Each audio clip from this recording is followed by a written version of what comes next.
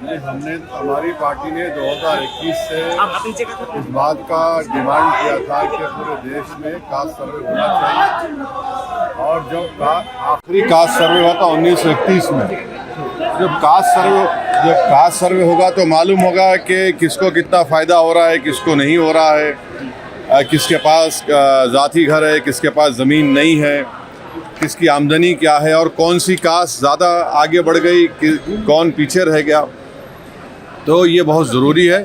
और हम बीजेपी से एक ही बात कहेंगे और एनडीए से कहेंगे कि आप टाइमलाइन बता दीजिए, कब शुरू होगा, कब ख़त्म होगा और इसको लागू कब किया जाएगा। क्या ये 2029 के पार्लियामेंट के चुनाव से पहले होगा या नहीं होगा।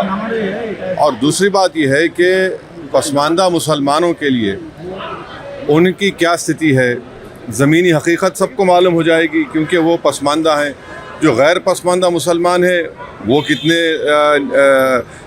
उनकी हालत कितने ख़राब हैं, तो ये सब मालूम होगा, ज़रूरी है। देखिए, अमेरिका ने जब अफर्मेटिव एक्शन की बात की थी तो उसके बाद जो अफ्रीकन अमेरिकन थे और जो जूस थे और जो चाइनीज़ लोग थे, एक 3 मिसाल दे रहा हूँ, वो अफर्मेटिव एक्शन से उनको फ़ायदा हुआ, अमेरिका एक ताकतवर मुल्क बनता गया। तो ये भारत के लिए भी ज़रूरी है कि इस तरह का सेंसस हो और उसके बाद जो इक़दामात या स्टेप्स लेना पड़ेगा वो लेना पड़ेगा। सर वाक़फ़ को लेके बंगाल में बवाल हो रहा है, क्या बोलिएगा? वाक़फ़ को लेके बंगाल में क्या बवाल हो रहा है?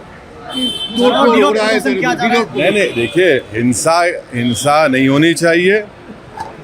एक गलत कानून बीजेपी ने बनाया है जो कॉन्स्टिट्यूशन के फंडामेंटल राइट्स के ख़िलाफ़ है और all India Muslim personal law board ने इस कानून के ख़िलाफ़ बकरीद तक के प्रोटेस्ट का ऐलान किया है। हमारी पार्टी उस प्रोटेस्ट में हिस्सा ले रही है और हम उस कानून के ख़िलाफ़ हैं। सर, ये जो टेरर अटैक हुआ, काफ़ी सारा बयान आया, हालांकि कल अमित शाह का भी एक बयान आया, चुन चुन के जो है मारेंगे, आपने भी कहा। तो क्या लगता है सर, हालांकि अमेरिका का जो वाइस प्रेसिडेंट है उनका भी सपोर्ट कल भी देखा गया है, उन्होंने ट्वीट के माध्यम से बोला है कि अमेरिका का पूरा सपोर्ट इंडिया के साथ है। नहीं, पूरा अपोजिशन पार्टी प्रधानमंत्री नरेंद्र मोदी को इस आतंकवादी हमले में जो लोग ज़िम्मेदार है, जिस मुल्क के से आए ये लोग, हम सब ने उस ऑल पार्टी मीटिंग में कहा कि हम आपके साथ हैं, आप उनके ख़िलाफ़ एक्शन लीजिए, कड़ी से कड़ी एक्शन लीजिए, ताकि जो पीड़ित परिवार है उनको इंसाफ मिल सके।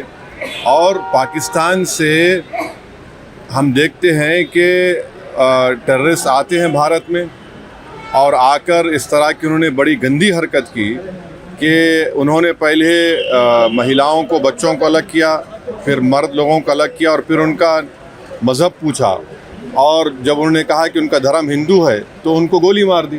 तो ये तो बहुत ही गंदी हरकत, और जितना भी इसको कंडेम किया जाए कम है।